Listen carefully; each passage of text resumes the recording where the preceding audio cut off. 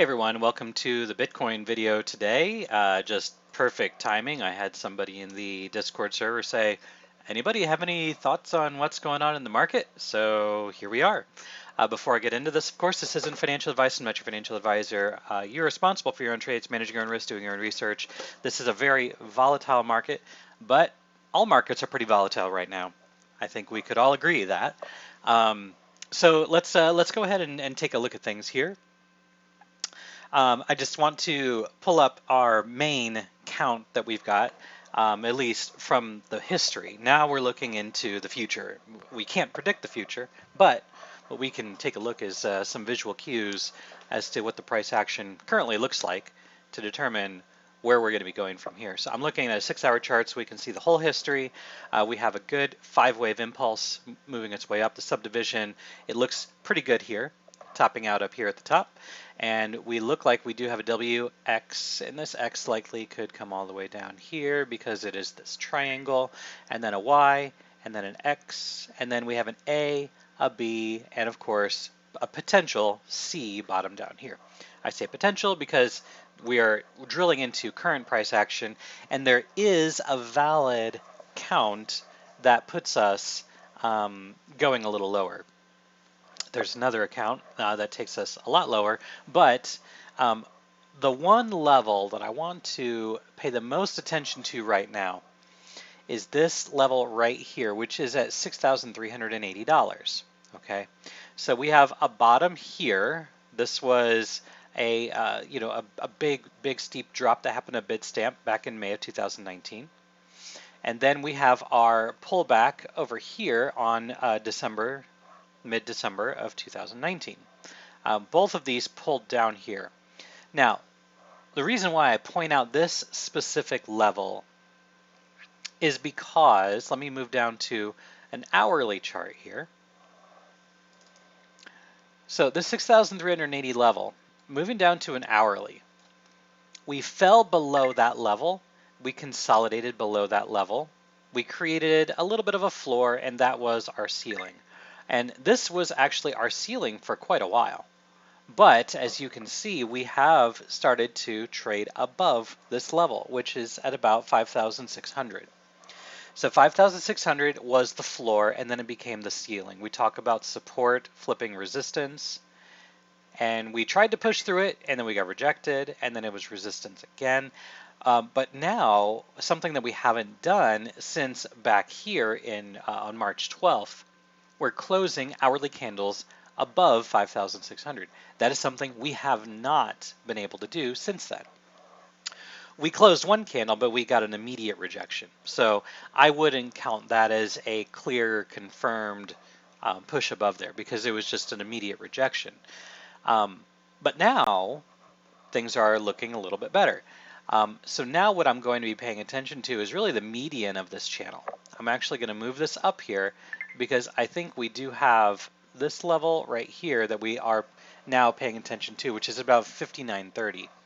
Okay, still paying attention to that 5,600 level, right? That 5,600 level is very important. But we're sitting up here at about 58.50 right now. If we can overtake this level, I do think it's very possible we come up here to 63 to 6,400. Now, what we've got, it looks like an ABC into an A, an ABC into a B, and then we're working on an ABC into the C. So I've got this predicted all the way here March 22nd. Very, very likely this happens in the next few hours. And then just a couple things about this, right? I'm not seeing an impulse here. This does not look impulsive to me, which means if it's not impulsive, it's corrective. So I'm not ready to count a 1 here yet. I'm not ready to count a 1 here yet. I do think that this is likely an ABC correction, and we probably are going to go down again. Okay, even if this was a 1, right? So let's take a look at this. Even if this was a 1, we are still expecting the 2 to come down here. Okay, so even if this does look like this could be a 1, 2, 3, 4, 5, and it takes some time, and then we have a corrective move into a 2, We are still expecting this to come back down to about 4,200. We're still expecting that to happen. And again, if we take out our fib and we come down here, we take it off the bottom approximately, and let's say we do stop here at about 6,400. We're going to expect this to come back to the 618 or the 50, which is going to be at about 4,500 to 4,800. These are going to be levels where you're going to be, looking to get long positions. I would be interested in shorting at 63 to 6,400. I would be interested in that. I would be interested in adding one final short at 7,000 if we do get that high. It is possible that we do get that high, by the way. So let me move to a 3-hour time frame and just take a look at this. I'm going to pull this back. Okay, so 7,000 is going to be the 618 of the larger correction. But if we take, and I'm going to go ahead and remove this for now, if we take the top that we had up here, which I've ticked off, and the bottom down here, which is also ticked off, and we go ahead and pull a fib from the top to the bottom, let's just see what we're looking at here. We're taking a look at the 50 right here at 61.75, and we're taking a look at the 618, which is right at 7,000. It would make sense for us to go higher than we're expecting. If we're expecting this to go to 6,000 or 6,200, it would make sense for this to go a little bit further. And if we were to find any zone that would make sense to short, this seems to be a good zone. Again, just to try and prevent us from having too many lines on this chart, I want to focus on this right here. This was monumental support short term. So we had a pull down below and a quick pull back, a pull down below and a quick pull back. And then that third time we weren't able to push down into it, and that was our 1, 2.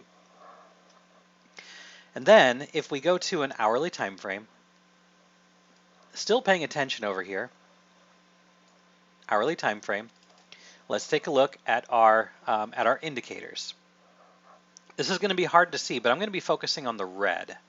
Let's focus on the red over here. So let me go ahead and hide my hourly and my 3-hour for the time being. Let's just focus on the red. I'm going to remove the RSI as well. So let's take a look at the 12-hour, looking at an hourly scale. Back here, we had some confluence down here that we were crossing up. So we had a cross up here, and then we had a lower low, but we had a higher low on the 12-hour stochastic. Back here, we had another pullback, and we were already crossed, and we were moving up. So that was another clear point that we were going to be moving up. And then our third one right here, where we had another pullback. But the indicators were all telling us that this is a place where we will be looking to go up. And of course, we talked about this in other areas as well, where we had this pullback back here at 8,300. Then of course we had this one back here. This was at about this level right here at about 84, 8,500. We had our push up here to about 9,000 to 9,200, and then we've pulled back, obviously. So you can see here that we've got we had a bottom that did form down here, and this is when I created my capitulation video, and I said we are probably going to be bouncing, and we are probably going to be starting to move up. I talked about the importance of buying below 5,000. We had a chance to buy down here. People were probably still scared at the time, which I can't blame them. We pulled back to about 4,400. But now let's just take a look at all of the other indicators. So let's pull the 3-hour and the hourly back on here. Okay, so right here we had the hourly and the 3-hour both in oversold conditions, and we bounced. Okay, I'm not going to speak too much about this level back here because we did have a lot of confluence back here, and we just had massive selling amounts. So I was more comfortable buying below 5,000. I alerted you guys all in the Discord that I was buying below 5,000, and right now we're sitting here at, again, about 58.60. I'm probably going to be liquidating that position. Not liquidation in the sense that a lot of you leverage traders are used to, liquidating in the sense that I'm going to be selling or covering those long positions And just by the way, I'm only spot long. I'm not leveraged long right now, but I'll be looking to take some profit off the table once we see a clear break of 6,000 to 6,200. That's probably where I'm going to be taking the majority of my profit. Then I'll go ahead and leave a little bit in there just in case this thing does happen to move up even more. But I am expecting somewhere between 6,300 to 6,500, and then ultimately I'll probably be taking everything off the table at about 7,000 because, again, I do think that we are going to be revisiting 6,300. So now, what happens after that? What happens after we pull down to 4,300, assuming we do go back down there, and I do believe that we probably will. What does that mean? What does that mean? Well, we have to wait and see what that looks like, because if we go down in 5 waves, okay, if we go down in 5 waves, it means that we are going to be going lower, and that we should be, if we're short from up here and we see ourselves come down here in 5 waves, probably shouldn't close out that short. We should probably maybe hedge a long position down there, but keep that short from a decent entry up here at about 7,000. But really, in all actuality, most of us probably are going to be shorting somewhere between 63 and 6,500 if we're being honest with ourselves. If we're looking for a real target here, so if we're looking at this as an A and then a B, we are going to be looking for this to come all the way up to about 6,700. That's the 100%, and the 123.6 is at 7,300. So again, these are all real targets that we could get to. We've hit the 618. We're there right now. So if we do break above that, and it looks like we're going to try to, it looks like it's going to happen, we're going to be looking for up here at 6,800, and then potentially, even as high as 7,300. Although 7,000 is going to be kind of hard to push through. Nonetheless, that's what my thoughts are on Bitcoin. We need to wait and see what the pullback looks like. Because if the pullback, let's say we do go all the way up here to 7,300, if it looks like this, 1, 2, 3, 4, 5, if this is what that looks like, then what's going to end up happening is we're going to have an ABC, and then we're going to see a steeper correction to the downside. So we just have to wait and see what that looks like. We have to wait, be patient. But for right now, I do think, even though it's a little high risk to be buying here at 5,850, right? It was safer to buy below 5,000. If you were to buy here, you should be looking to get out somewhere in this range. So let me go ahead and outline the range that you should be looking to be taking profit. So as high as 7,300, as low as 61 to 6,200. So this big green box should be your profit zone. You should be scaling out as this price goes up, because the 12-hour is creeping itself past the median. So it looks like it's moving up. And then what we have the 1 hour and the 3 hour both approaching overbought conditions.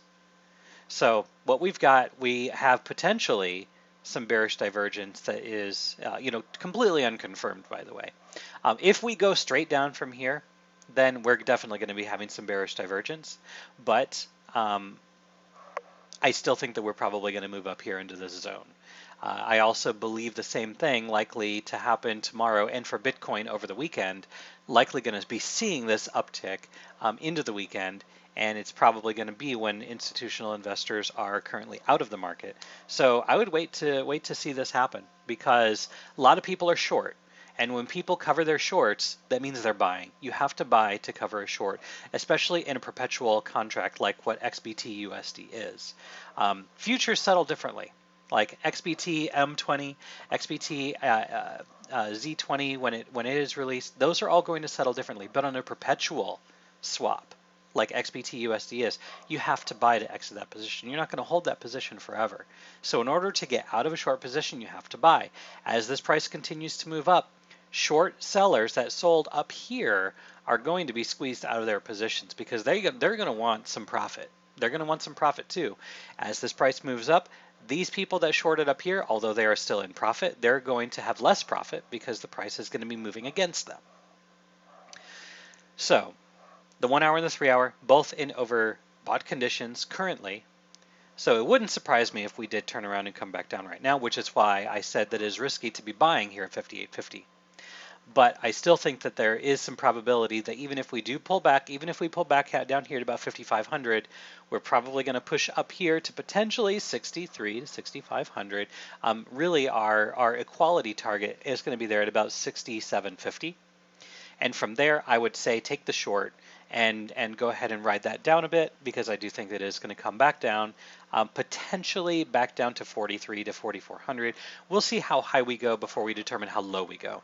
And then when we start to make that move down, we'll watch to see how it goes down to determine if it's an impulsive move down, which means it's going to be going lower, or if it's a corrective move down, which means we are likely in our main count, which our main count is taking ourselves up to a 1, then a 2, and then we're going to be looking for another 1, 2, 3, 4, 5 into the 3, and we outline this in our capitulation video. Again, if you didn't see the capitulation video, I highly suggest you go back and watch that.